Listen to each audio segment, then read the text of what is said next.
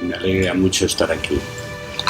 Hoy vamos a hablar sobre el divino despojado. Para iniciar esta charla conviene que haga algún preludio, porque va de algo que en Semana Santa es muy religioso, que es la muerte de Jesús de Nazaret. ¿Por qué Pedro habla de esto hoy? Hace tiempo yo era un cristiano devoto, muy religioso, y me acercaba a la figura del profeta nazareno según la teología cristiana, según lo que mi madre me enseñó y luego posteriormente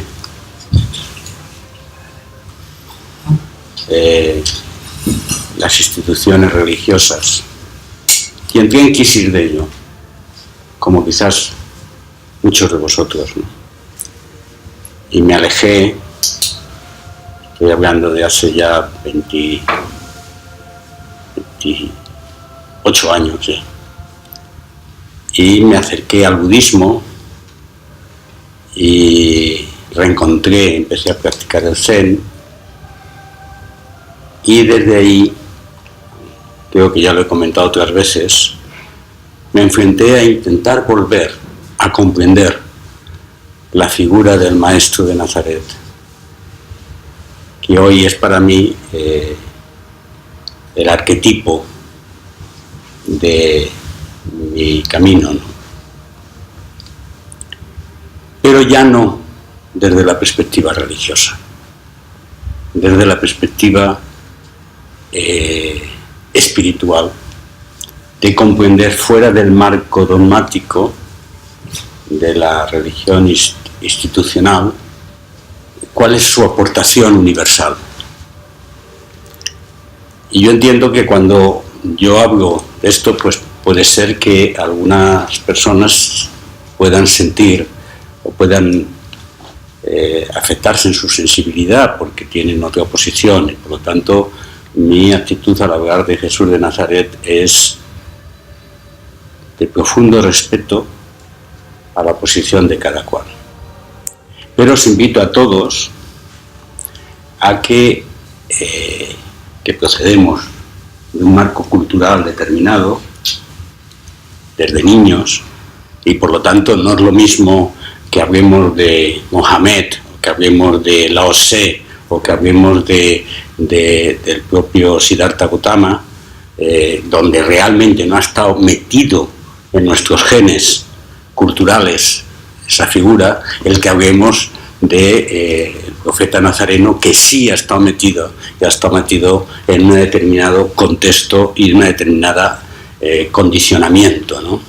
Por lo tanto, nos cuesta más a los occidentales dar el salto de intentar acercarnos, y entonces preferimos hablar del maestro Eckhart, que lo hemos aprendido luego, o preferimos hablar del mismo Juan de la Cruz, etcétera, pero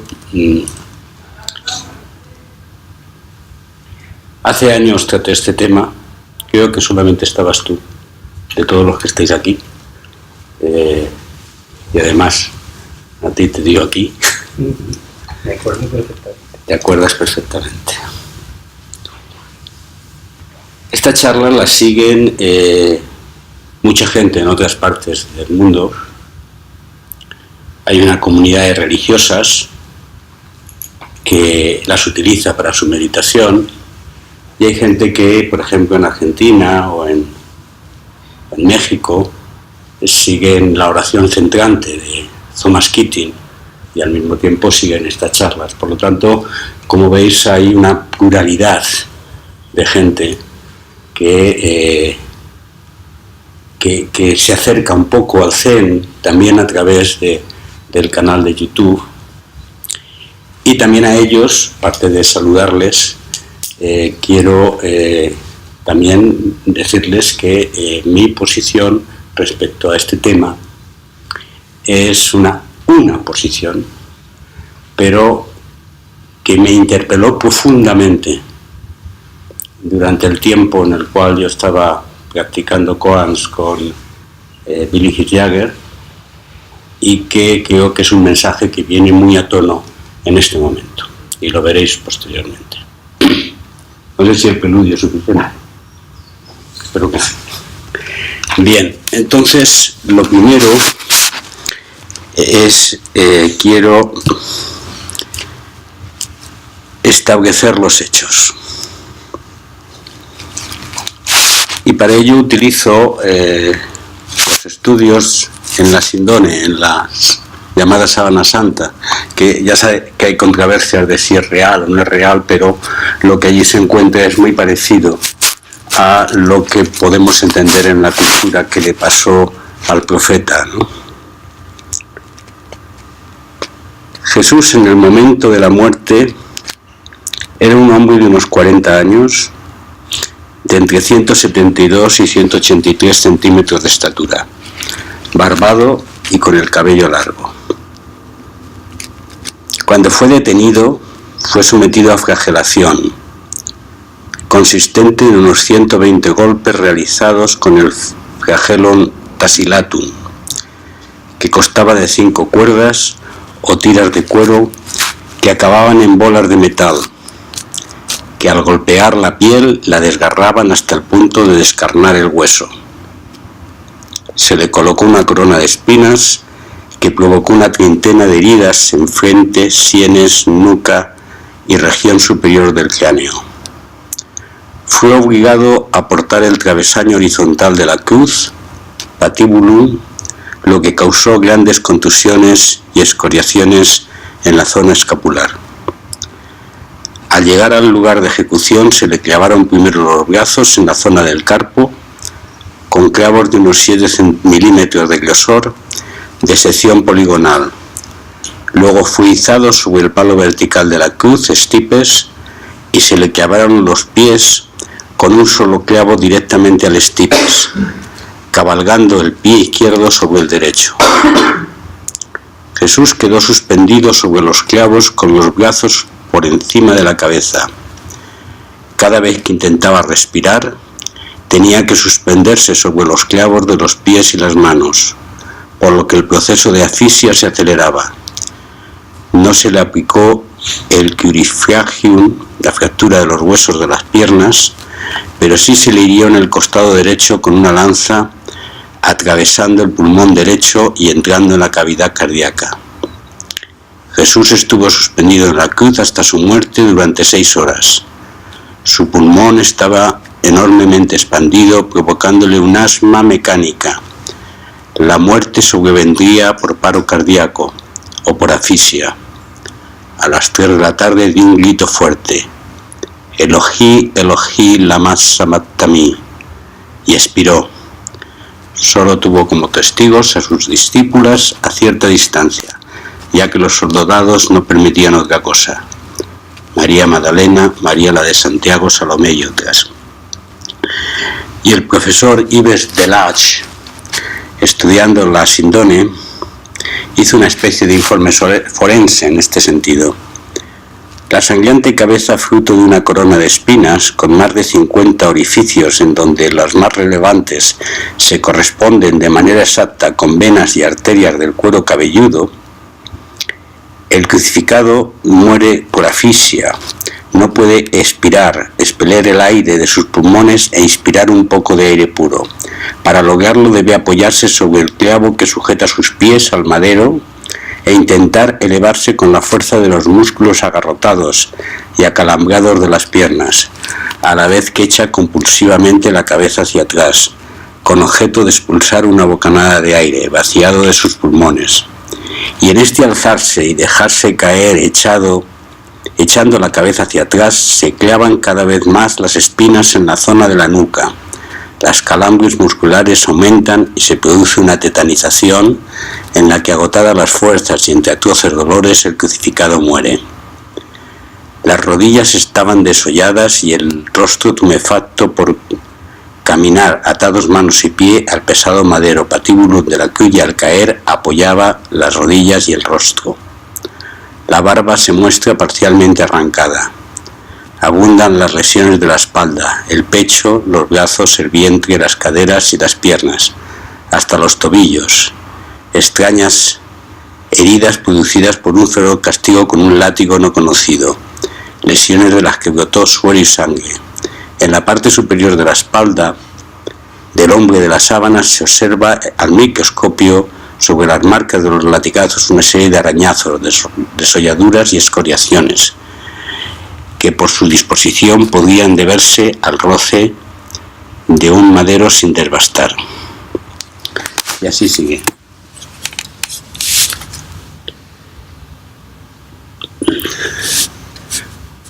Es que Pedro quiere dar una muestra técnica del mensaje del profeta. Normalmente desde el Zen, cuando nos acercamos al Buda, nos acercamos a Jesús o a otro místico, lo hacemos sobre sus mensajes de sabiduría. Pero antes o después nos tenemos que enfrentar al porqué de un maestro al cual consideramos fuente de orientación, el porqué de esto. Bueno, pues las posiciones oficiales respecto a esto son básicamente dos. Una, la ortodoxa, la que ha prevalecido. Jesús tenía que sufrir para redimir a los seres humanos de sus pecados, y el acto redentor implicaba un acto de expiación al estilo del Antiguo Testamento. Esto es una víctima propiciatoria que se ofrece a la muerte para que nosotros seamos salvos. Esta es la teología paulina, defendida por los helenistas, y que es la que ha prevalecido, y con sus diferentes variantes nos ha llegado a nosotros. Por lo tanto, todos los años los cristianos devotos sufren el proceso de inmersión en el acto redentor y recuperan la actitud de fe en que afortunadamente hemos sido salvados por la acción única del Hijo de Dios, ¿no? Esta es una versión.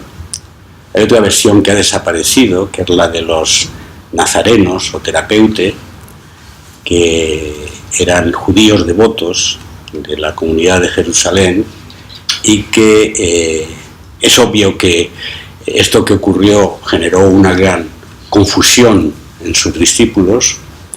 No entendían cómo podía ser que un mensaje de luz y de amor como el que el profeta difundió durante 3 años de pronto acabó así.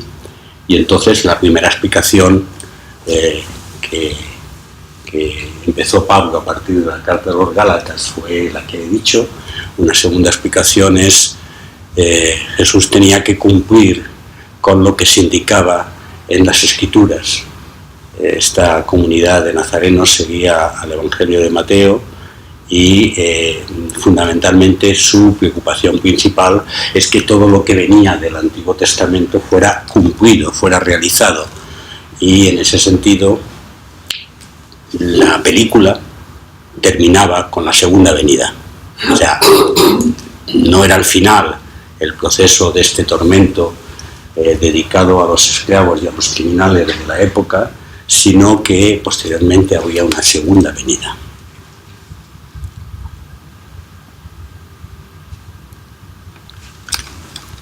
Yo estaba, cuando en el periodo en que estaba escribiendo el libro de los Koans, una parte de ese libro, los Koans de la cruz, que yo llamaba,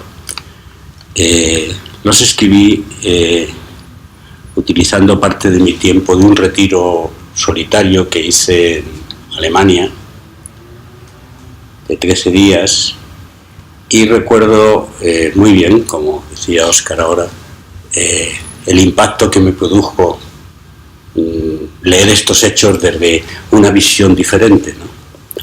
Recuerdo que me fui a pasear durante una hora entera por los campos de Holkischen, donde está el centro de Viligis, tenía un dolor muy profundo dentro de mí, porque no comprendía cuál era el mensaje, cuál era el significado dentro de mi propia estructura en aquel momento de practicante de Zen. Practicante de Zen que tenía el mensaje, sí, de silenciamiento y de transformación. Y me acercaba mucho más, cuando volví a la figura de Jesús, al planteamiento de los cátaros, o sea, a comprender a Jesús como hombre de luz y no a entender la cruz como el elemento de tinieblas, de muerte y redención por el cual teníamos que pasar. Me acercaba más al mensaje de sabiduría de Jesús. Sin embargo, yo tenía que dar una comprensión personal a el porqué o cuál es el significado de esta trayectoria humana. Y entonces recuerdo que escribí un poema que tenéis en el libro de Koans y que quiero leer aquí porque ilustra el mensaje que yo quiero hoy transmitiros. Amor, dices amor, cuando la desesperanza te convierte en nada y tu carne atravesada es el dolor unificado de la realidad toda. Quiero entender la contradicción que representas, clavado en esa sombra inmensa de la cruz oscura, ante la que tantos se humillan, confundiendo vida con muerte, presencia con sacrificio, esencia transformada con circunstancia. ¿Es luz o es sombra ese símbolo eterno de tormento realizado? Fracaso continuo de un reino inacabado. Siento en mi piel tu cuerpo retorcido, como tantas otras dolientes existencias. En esta vida latente y en este cuerpo, todas ellas convertidas, siento tu grito sin sentido. Mientras esta tu carne se me abre y dejo caer en llanto interminable con la sangre, el sudor y todos mis fluidos, la confianza abandonada de encontrar significado. Maestro doliente, siervo eterno, divino despojado, que eras expresión universal del drama al que pertenezco, que eres expresión universal del drama al que pertenezco. No soporto la sombra de tu cruz, cubriendo la tierra por doquier. En los siglos de dolor e incertidumbre, esa sombra oprime con violencia y miseria y oscuridad. Prefiero ver la luz que aparece en tus tinieblas, en esta sombra terminal oculta. Menos soporto, Maestro amado, tu final suspiro desgarrado, de tus entrañas desprendido, cuando exhausto entregabas el sentido. Tu postrera queja es, sin embargo, el destino que me marcas, el mío, el tuyo, el nuestro. Y es la puerta que abre ya el misterio, que enciende las formas y las transforma y las eleva y permite el salto al vacío que todo lo llena. Cruz de profeta, cruz eterna, símbolo de muerte que vida entrega, muerte y nacimiento, despojamiento de lo que fuiste, para así ser ya lo que ya eras.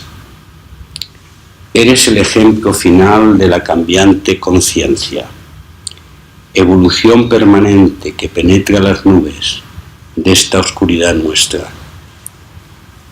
muestras en mi cruz primera esta mi muerte, esta que es nuestra, y que en igualdad se vuelve lo que en igualdad comienza. Siervos que en nada estuvimos, y a nada nuestro ser se enmienda, para así cumplimiento dar del amor que todo completa.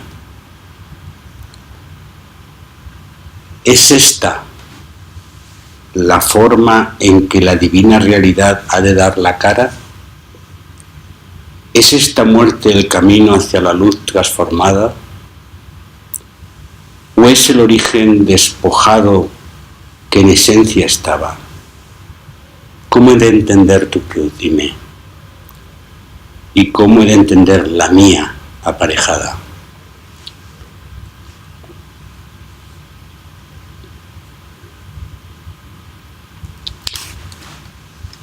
Si nos salimos del marco de esta historia antigua, de un profeta en Galilea, caminante, nómada, que enseña un mensaje de amor, que va curando a los que lo necesitan, que va derramándose en expresión de solidaridad y de compasión con los que existen, que se enfrenta al poder instituido, que realiza un movimiento de transformación que le llama el movimiento del reino y que fracasa y que es muerto como esclavo, y pensamos en el mundo en el que estamos, un mundo en drama, con grandes miserias, que ha recorrido siglos sobre la base de atarse a la pertenencia, de situarse en la identidad,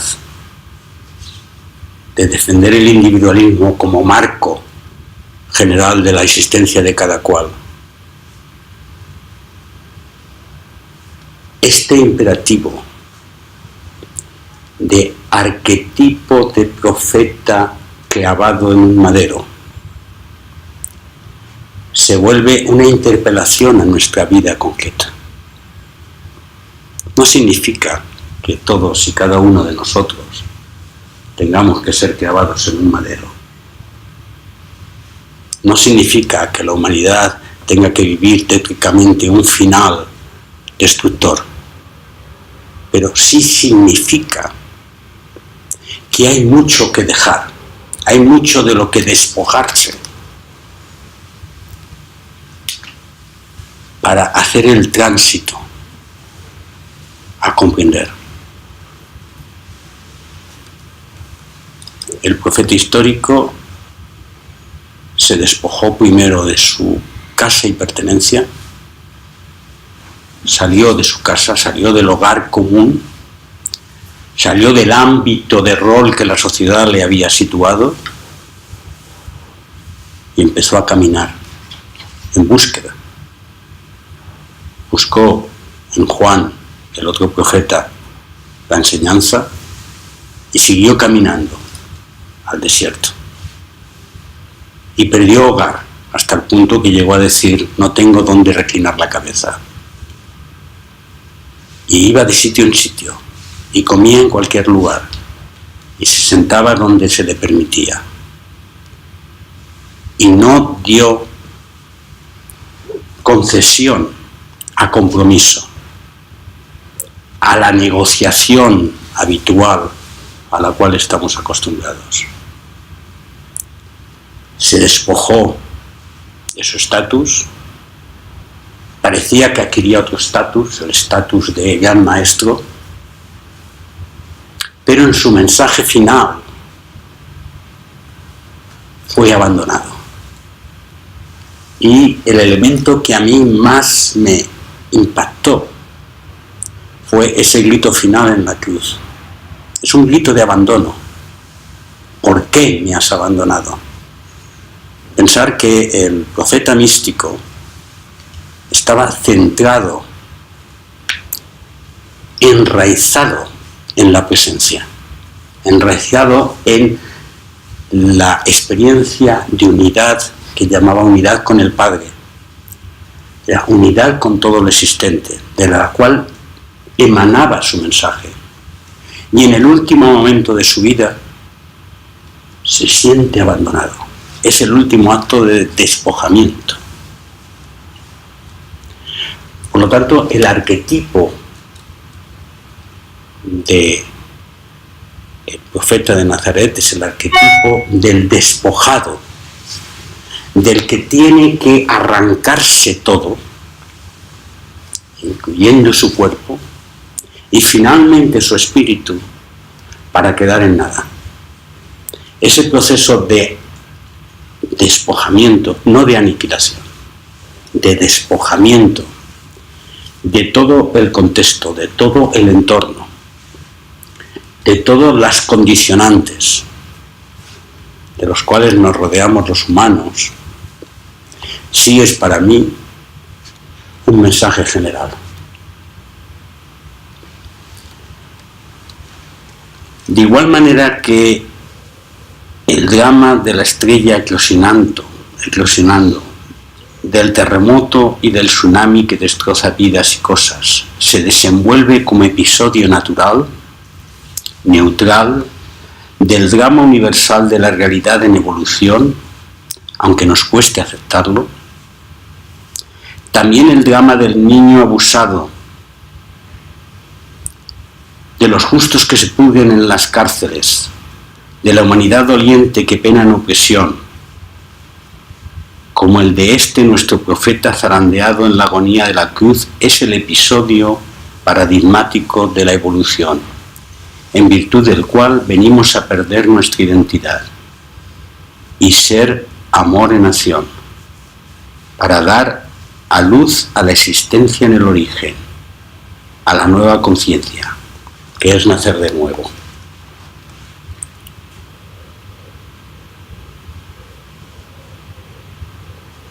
Dice Eckhart, dejar de ser quien somos para venir a ser quien éramos cuando todavía no éramos.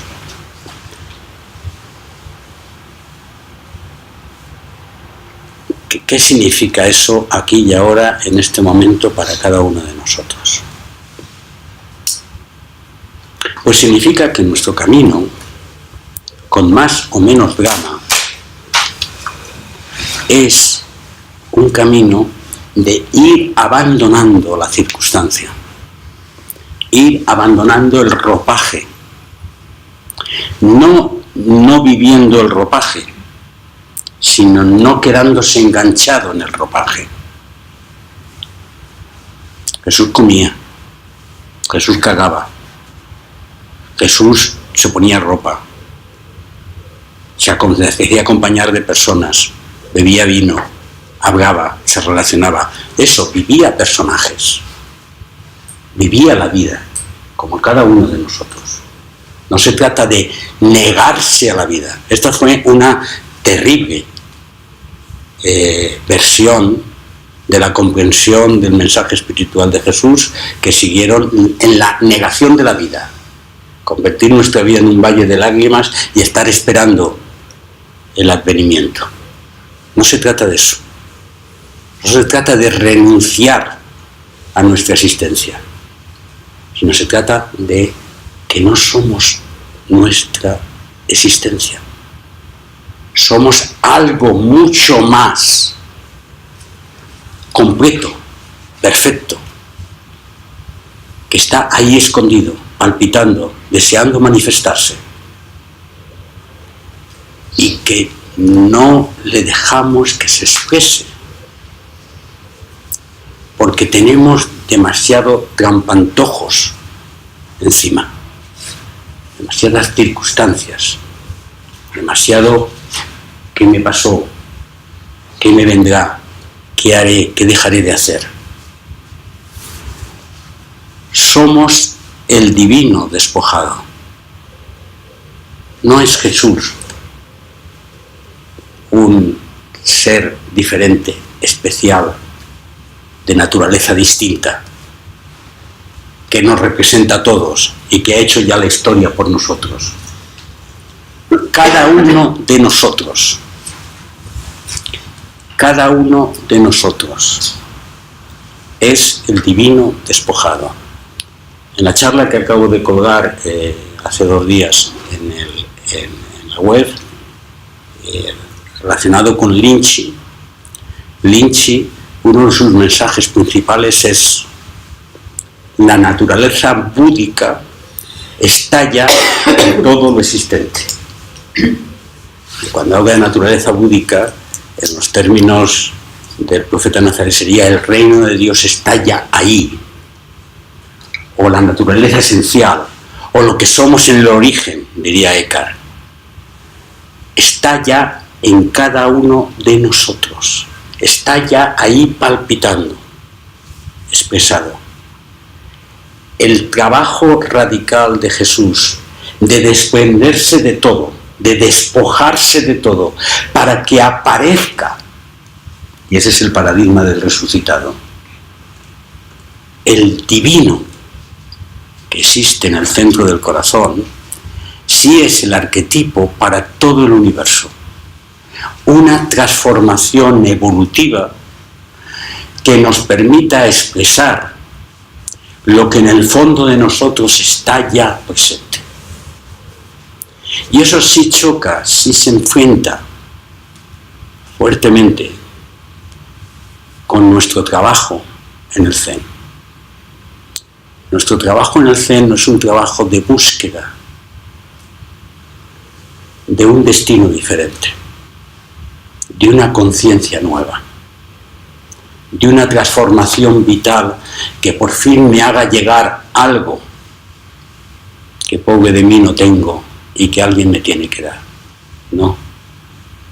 Nuestro trabajo en el Zen es un trabajo de despojamiento, de quitar, de barrer la casa, para hacer que dé luz, que asome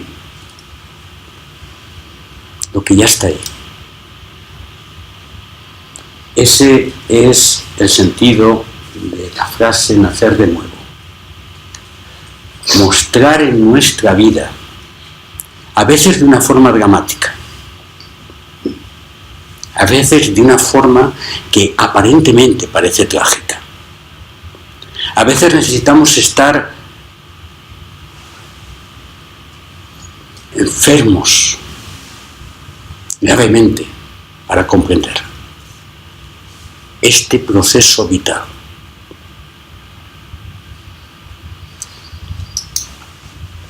Ayer enterraron a una muy amiga mía que yo conocí en Siria, y ella es el médico Legerin, un arquetipo. Legerin significa en kurdo búsqueda, es el segundo nombre que se puso, un arquetipo de esto que vengo hablando. Una mujer que sus padres están en Argentina, que salió de Argentina y hace 8 años se unió a la lucha kurda, primero en la guerrilla y luego como transformadora sanitaria allí, y que murió de un accidente de coche.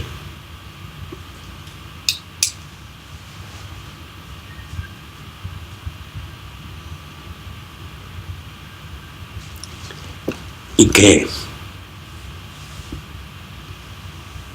era sonrisa y expresión renovada de no atarse a nada.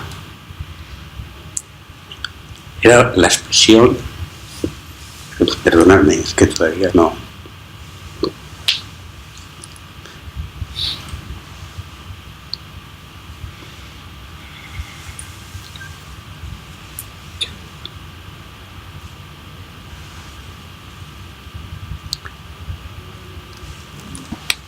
La expresión de ese profeta despojado que se queda sin casa y que de una forma muy vívida se dedica a servir a ser uno con los demás, a ser parte de todo, a aceptar romper las fronteras de la individualidad, el qué voy a comer, con qué me voy a vestir, cuál es mi proyecto, cuáles son mis intereses, cuáles mis deseos, cuáles mis necesidades, para hacerse uno con la gente que necesita, con la gente que sufre, con el pequeño, para ser un continuo terapeuta entregado a la acción de un amor sin condiciones. Necesitamos pulir nuestra existencia, romper con el arquetipo de la civilización individualista basada en la búsqueda neurótica de la solución de nuestros deseos y necesidades, despojarnos para hacer que lo verdaderamente perfecto que somos se manifieste. Y esto cada uno de nosotros puede hacerlo a diferente nivel. Cada uno tiene su historia. Y en esa historia que cada uno tenemos, podemos avanzar poquito a poco. No es una gran epopeya esta que tenemos que hacer, pero nuestra contribución a la evolución universal es la consistencia y la coherencia con nuestra propia historia personal, que debe ser una historia de liberación de quien somos, de liberación de esas dinámicas que nos encierran y nos vuelven seres suficientes para poder ser manifestación de luz, porque somos luz. En esa charla que citaba de Lynchy, empezaba la charla diciendo, os aconsejo que la escuchéis, lo que le pasa a los estudiantes de la vía es de que no tienen fe en sí mismos. ¿Os creéis lo que os estoy diciendo? ¿Os creéis que sois seres de luz? ¿Os creéis que sois divinos despojados? Interpelaros, por favor, en vuestro corazón. Interpelar en vuestro corazón si realmente aceptáis con plenitud que sois ya eso que habéis andado buscando tantos años. Y que lo único que hace falta es liberaros de esas cadenas que os atan. Porque si no nos creemos esto, puede ser una historia bonita, pero tendremos la tentación de volver a convertir el profeta en un paradigma externo, no en nosotros. No consideremos que esa cruz de despojamiento es nuestra propia cruz, es nuestra propia existencia, sino que es una historia que está ahí, a la cual tenemos que adorar.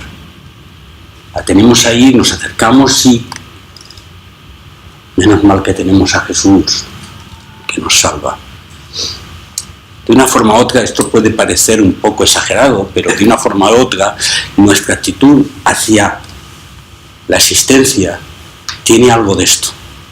Buscamos un redentor, buscamos un maestro, buscamos a alguien que nos resuelva nuestra vida, porque no tenemos fe suficiente en quien realmente somos.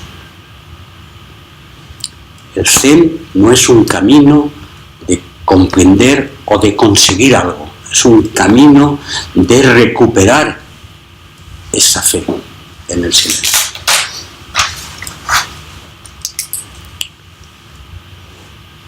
¿Alguien quiere decir algo o preguntar algo?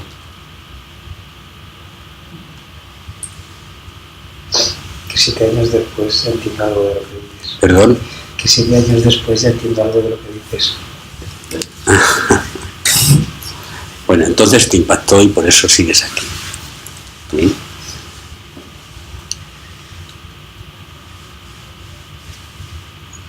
Por favor, aplicar esto en vuestra vida.